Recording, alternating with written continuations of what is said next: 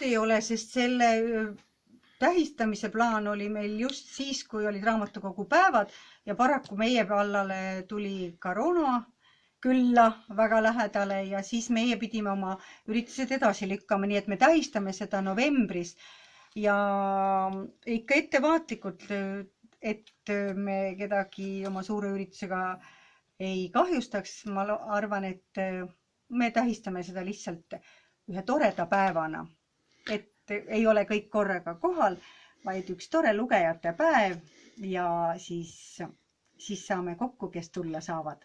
Mida tähendab üldse kogukonnale selline raamatukogu? Kogukonnale ilmselt on raamatukogu oluline, sest et nii mõnigi kogukonna liige, kui meil on olnud need ühinemised ja asjad, on öelnud, et kui raamatukogu ära kaob, siis ma kolin siit ära. Aga no võib-olla see on natukene nii öeldud, aga ilmselt ikkagi on tähtis, sest raamatukogude ajalugu ulatub ju väga kaugele ja kui nad ei oleks olnud olulised, siis neid ei oleks ka nii palju maapiirkondadesse loodud. Ja nii nagu meiegi raamatukogu on kodanikualgatuse korras ju lausa, et üks tubli maamees põllumeeste seltsist leidis, et seda haridust on rahvale vaja ja alustas selle propageerimisega ja see saigi raamatukogule alguseks.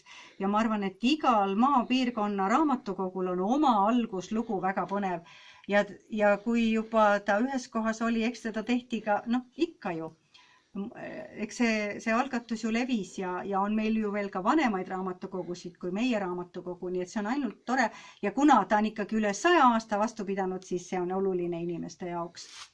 Ja ma usun, et ka nüüd see suur infoajastu ei katkesta seda raamatukogude ajalugu nii kergesti, kui see esialgselt